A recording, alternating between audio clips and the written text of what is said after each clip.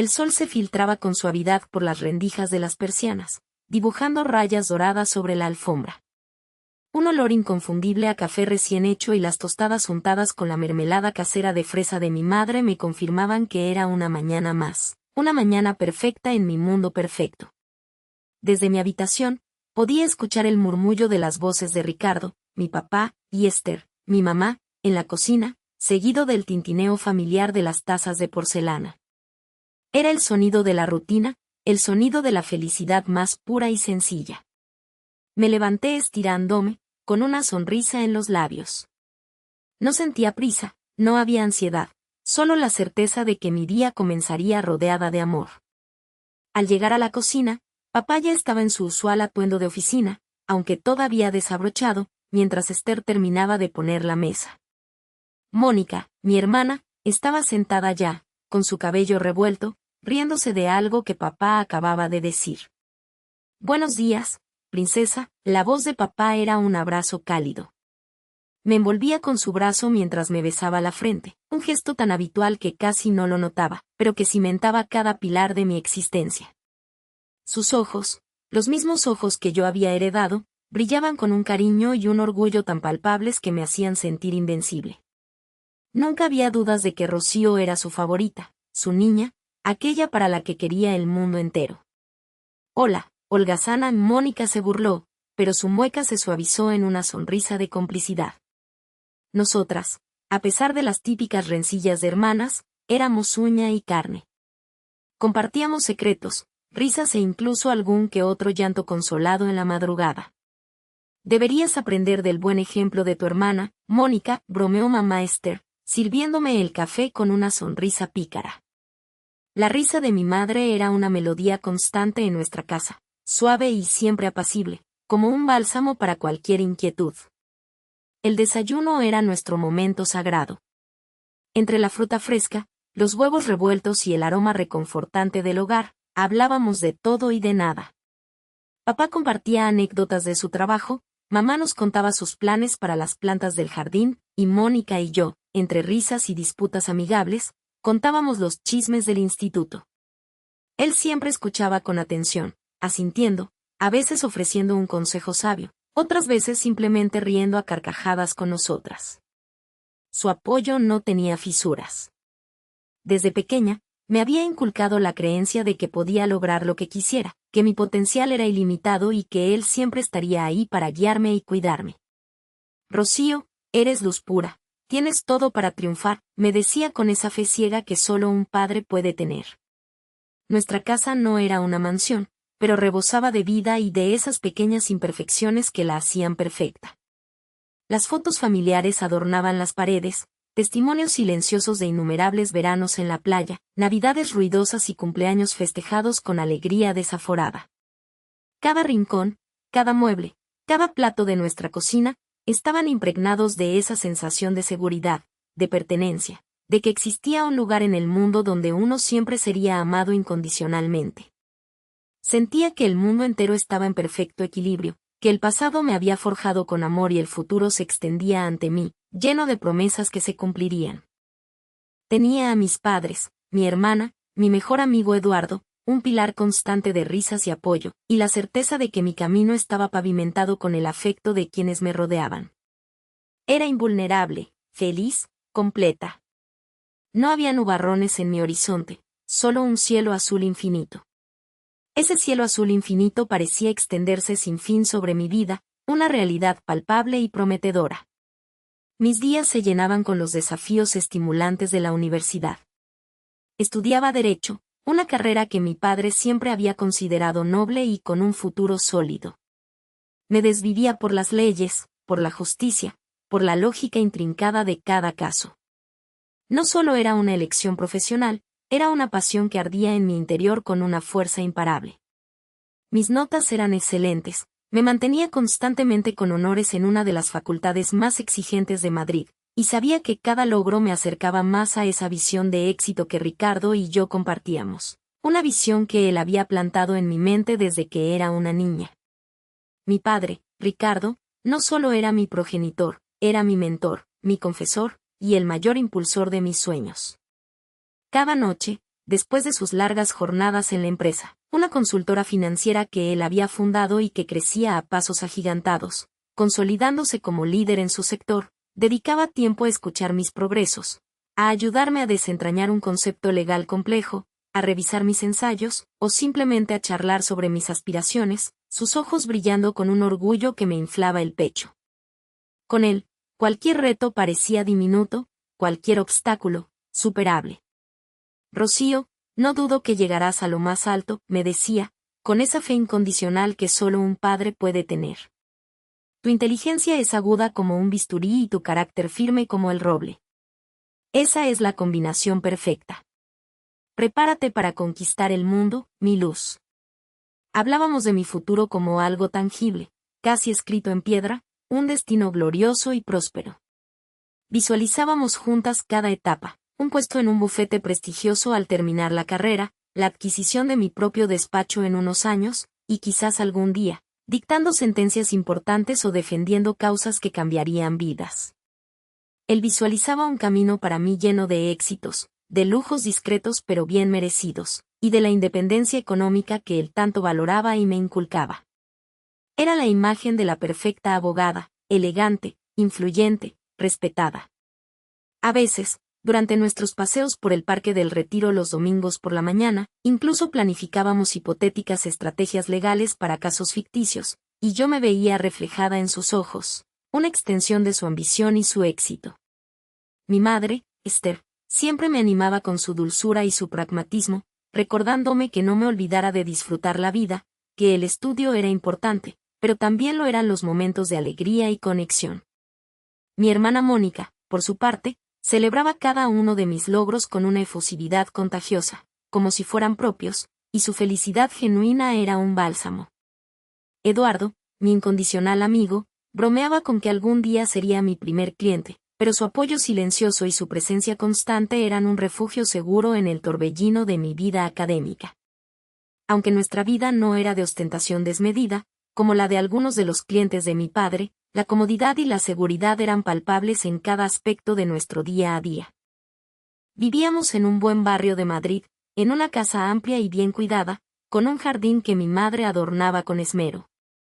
Los viajes familiares al extranjero durante las vacaciones de verano, las cenas especiales para celebrar mis éxitos académicos o los cumpleaños, los pequeños lujos que mi padre nos concedía generosamente, un reloj por mis buenas notas, un viaje de fin de semana con mis amigas, todo confirmaba esa sensación de que estábamos construyendo un futuro dorado, un legado familiar próspero y feliz. Yo me sentía como en la cima del mundo, con cada pieza de mi vida encajando a la perfección, sin saber que el destino, con su ironía más cruel y su capacidad para desatar la tempestad más feroz, ya estaba tejiendo la trama que no solo desharía mi presente, sino que me obligaría a reescribir mi futuro desde las cenizas, con una sed de venganza que aún era impensable. La vida, en su engañosa magnificencia, me había permitido creer que había alcanzado la cumbre, que mi futuro era un lienzo perfectamente trazado. Pero la perfección es una quimera efímera. Aquel próspero porvenir se desvaneció un viernes por la tarde, en el salón que mi madre, Esther, había llenado con tanto amor. Mi padre, Ricardo, el pilar inquebrantable de mi existencia, nos reunió. Su semblante, una máscara de contención tensa, presagiaba el fin. Con voz apenas reconocible, anunció que su matrimonio con Esther había terminado, un golpe abrupto tras casi 30 años. Y, sin darnos tregua, añadió que había encontrado la verdadera felicidad con otra mujer, Isabella, y que se casaría con ella en semanas. El mundo se detuvo. Mi madre, Esther, pálida, se levantó sin un grito y abandonó la habitación, su dignidad intacta. Mónica se aferró a mí, las lágrimas brotando sin freno. Fue entonces cuando Isabella entró, deslumbrante, sí, con una belleza lozana y una sonrisa amigable. Pero sus ojos azules, demasiado dulces, al encontrarse con los míos, revelaron un microsegundo de condescendencia, una satisfacción apenas perceptible. Aturdida, lo atribuí a la incomodidad o celos, negándome a ver la verdad.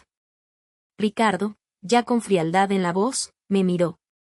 Rocío, sentenció, su tono ajeno, sé que esto es difícil, pero nuestras prioridades han cambiado drásticamente.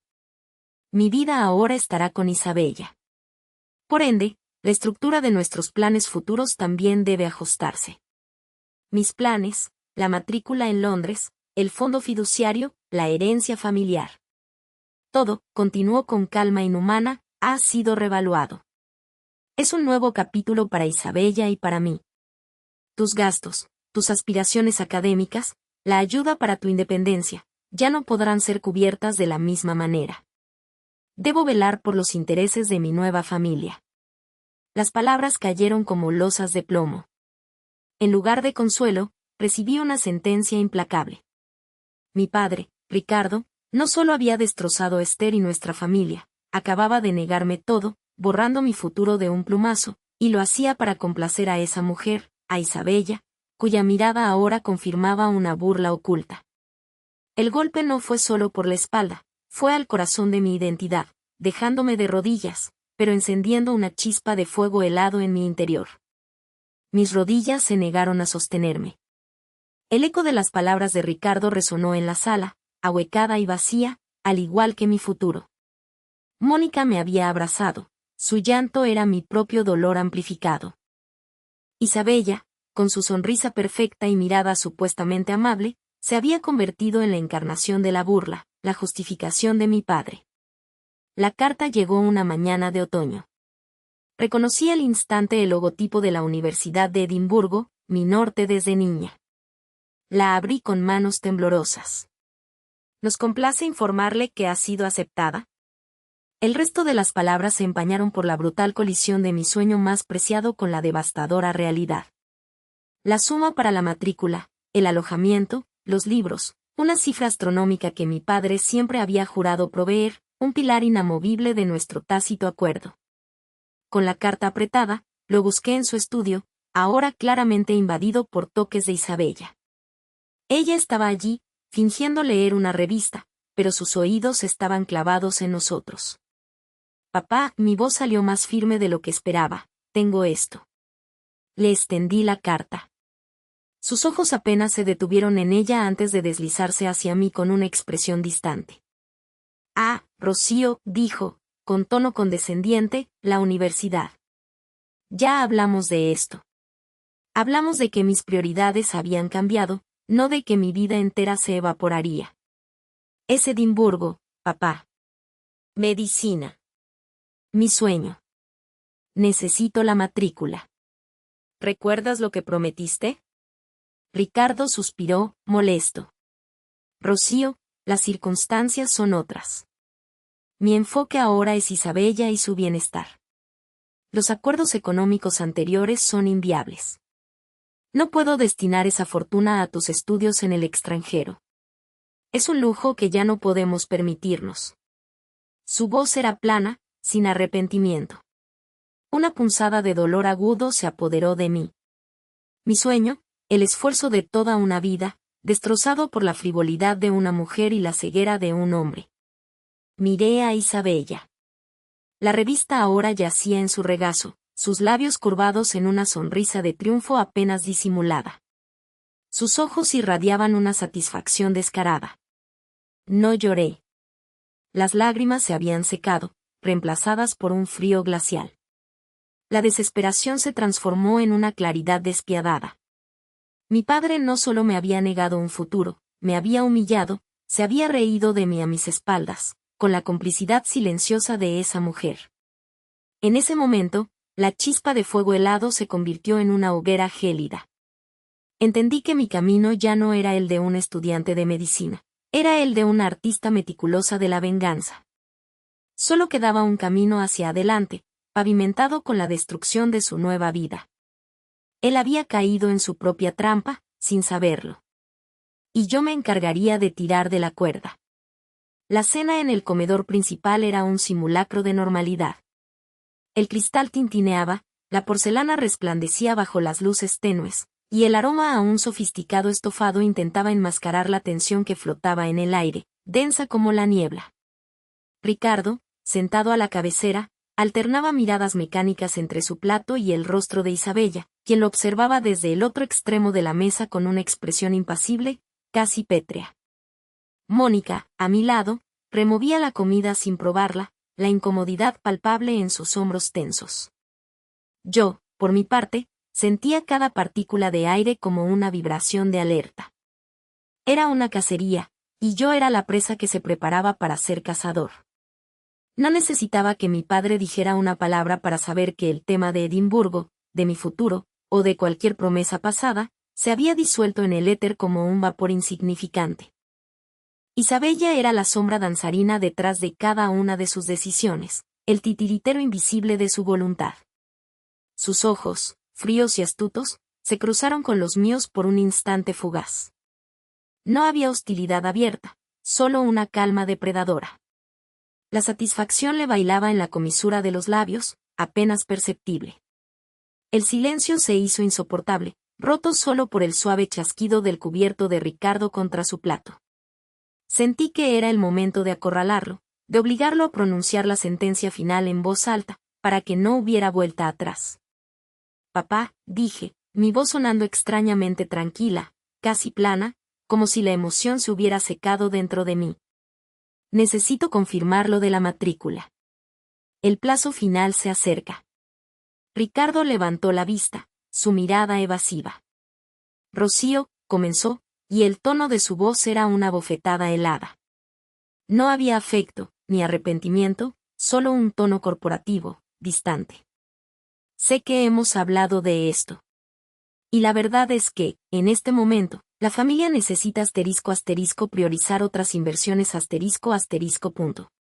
Hizo una pausa, como si recitara un guión ensayado. Giró ligeramente su cabeza hacia Isabella, buscando su aprobación tácita. Ella, sin inmutarse, le mantuvo la mirada. Sentí la punzada que esta vez no era de dolor, sino de furia contenida. ¿Otras inversiones? Mi vida, mi sueño, reducido a un gasto, que se podía postergar por el capricho de esa mujer. ¿Otras inversiones? Mi educación no es una inversión, papá. ¿Mi futuro? Mi voz no se alzó, solo se volvió más afilada, cortante. Ricardo suspiró, la punta de sus labios apenas tensa.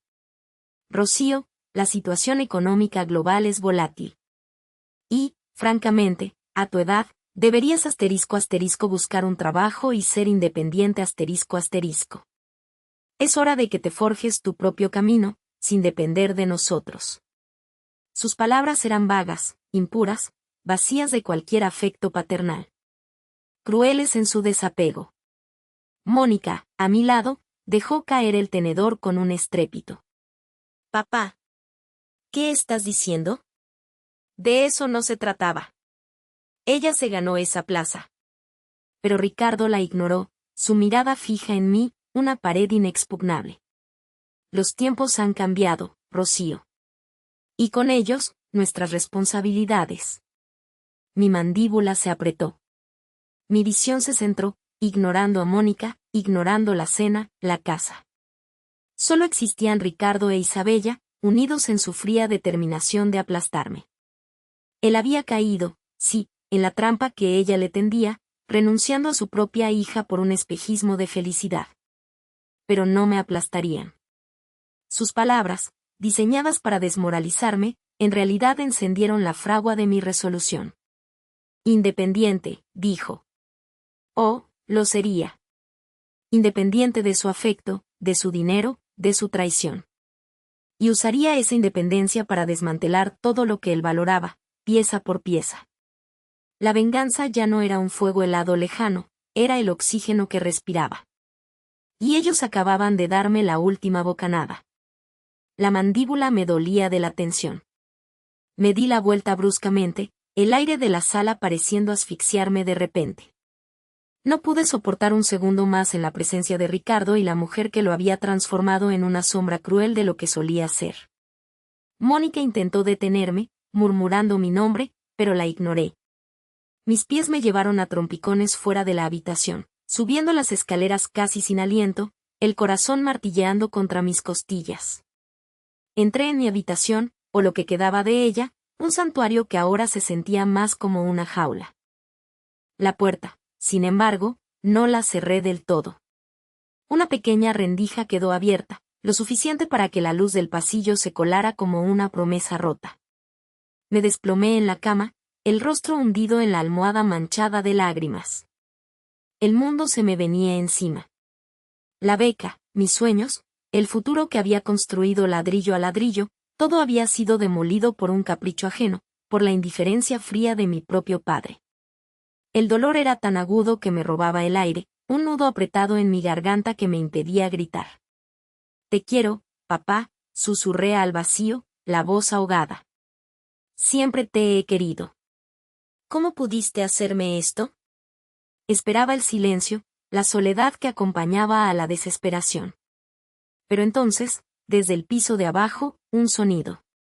Un tintineo liviano, cristal contra cristal. Y luego, la risa. Era una risa que ascendió por la escalera, atravesó la rendija de mi puerta y se clavó en mi pecho como 1000 puñales de hielo. No era la risa histérica de Isabella. No. Era la risa de Ricardo. Clara, despreocupada, inconfundiblemente suya. Y no era una risa de arrepentimiento, ni de alivio por haber zanjado un tema difícil. Era una risa de celebración. Una risa que resonaba con el eco de la victoria, de la complacencia satisfecha. Me levanté de un salto, mi dolor transformado instantáneamente en una conmoción fría. Me acerqué sigilosamente a la puerta, mis pies descalzos casi no haciendo ruido sobre la alfombra. A través de la estrecha abertura, los vi.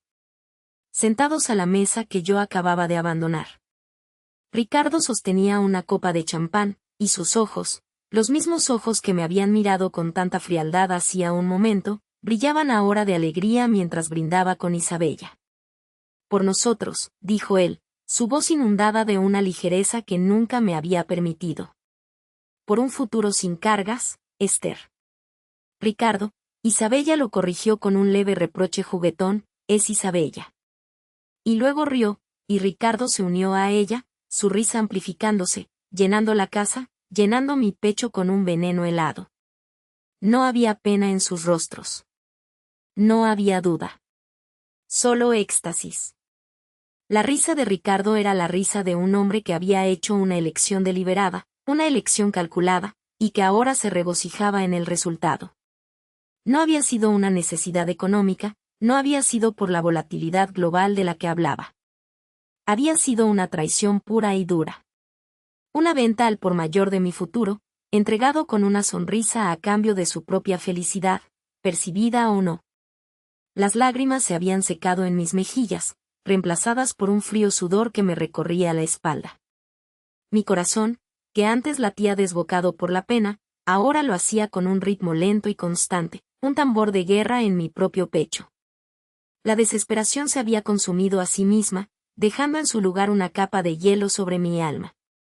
La burla que había sentido cuando me dijo que buscara trabajo, que me hiciera independiente, no era solo una burla, era una declaración de guerra. Y esa risa era la banda sonora de su victoria.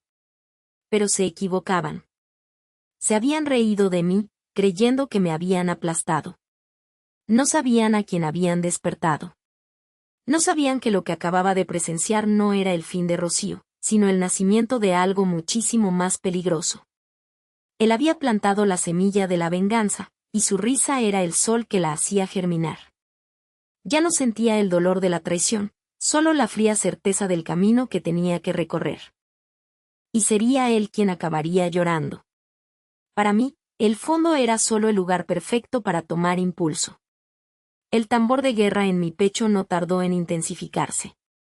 Fue apenas unas semanas después de aquella noche, cuando la risa de Ricardo aún resonaba en mis pesadillas lúcidas, que el siguiente golpe llegó, tan calculado como despiadado. Una mañana, mientras yo desayunaba en silencio, tratando de digerir la nueva realidad, Ricardo apareció en el comedor, no solo, sino con Isabella a su lado, tan pulcra y sonriente como siempre, como si la casa le perteneciera de toda la vida. Podía sentir su complacencia, el aire de victoria que la rodeaba. Rocío, comenzó mi padre, su voz desprovista de cualquier calidez paternal, formal y distante.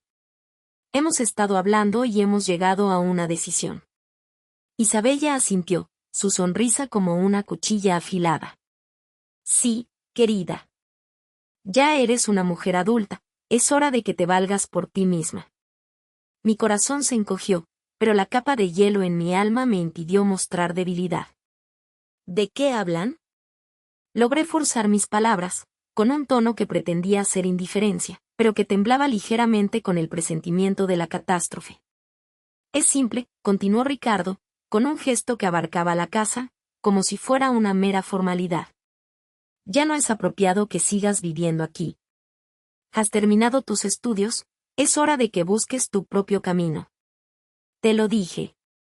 Eres mayor para valerte por ti misma. Su mirada me vació de cualquier sentimiento residual que pudiera tener hacia él, dejándome desnuda frente a su desprecio. Era precisamente lo que me había dicho en mi momento de mayor vulnerabilidad, pero ahora, despojado de cualquier pretensión de consejo, revelaba su verdadero rostro, una orden, una expulsión. Sentí un escalofrío que no tenía nada que ver con el frío. La boca se me secó. Pero, ¿a dónde iré? Esta es mi casa. Isabella se rió, un sonido ligero y musical que me hirió más que cualquier grito. Oh, Rocío.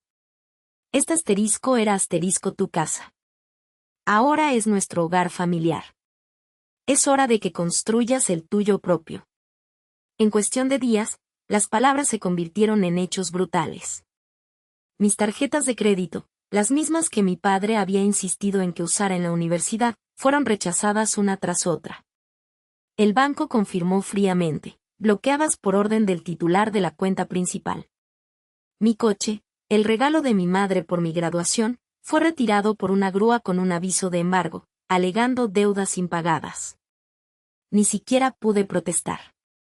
Era una maquinaria implacable. Y luego vino el golpe final, el más cruel de todos. La pequeña herencia de mi madre, Esther, el dinero que ella había apartado para mi futuro, para mis sueños. Aquel dinero que ella aseguraba me daría la libertad para elegir. Apareció una carta del abogado de la familia. Debido a la reorganización de los activos familiares, los fondos previamente asignados a la señora Rocío Valdés han sido transferidos legalmente a un nuevo fideicomiso familiar bajo el control directo de la señora Isabella Rojas. No hubo error. No hubo accidente. Mi madre, que siempre había luchado por mi independencia, ahora veía su legado robado, usado para afianzar el poder de la mujer que había suplantado su lugar en la vida de mi padre. Fue una herida abierta, el último vestigio de mi antigua vida arrasado.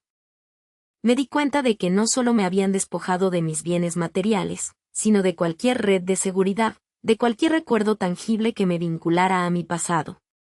Estaba en la calle, con solo una maleta llena de ropa y una mochila con mis documentos esenciales. Sola. Exiliada.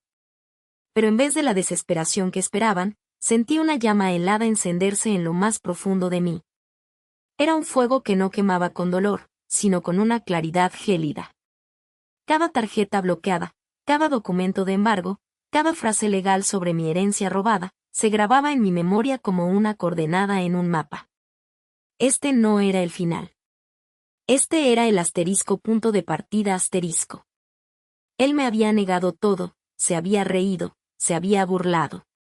Y ahora, no solo me había dejado en la nada, sino que me había armado con la única cosa que los verdaderos depredadores necesitan, la absoluta e inquebrantable certeza de que no hay vuelta atrás. Y con mi propia historia como testigo de su traición. El despojo no me había debilitado, me había vaciado lo suficiente para que pudiera llenarme solo de venganza. La llama helada, aunque gélida, ardía con una intensidad implacable. Pero antes de que pudiera consumirme por completo, hubo un último y desesperado intento por aferrarme a lo que creía que quedaba de mi pasado. Con el teléfono en la mano, un nudo en el estómago, empecé a marcar números que había conocido de memoria desde la infancia. Mi tía abuela Clara, la prima Lucía, incluso algunos viejos amigos de la universidad que siempre me habían prometido su lealtad incondicional. La primera llamada fue a mi tía Clara, hermana de mi madre. Esperaba consuelo, alguna palabra de apoyo, una mano tendida. El tono sonó 2 veces antes de que una voz tensa, casi irreconocible, respondiera. «Rocío». Su voz era un susurro nervioso.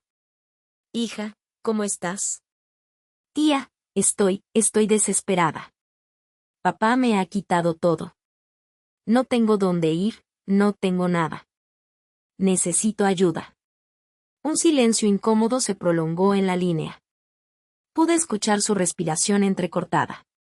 Rocío, tu padre, él nos explicó.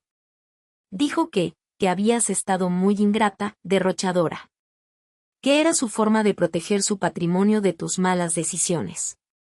Que Isabella es una mujer muy prudente y... Las palabras se clavaron como alfileres.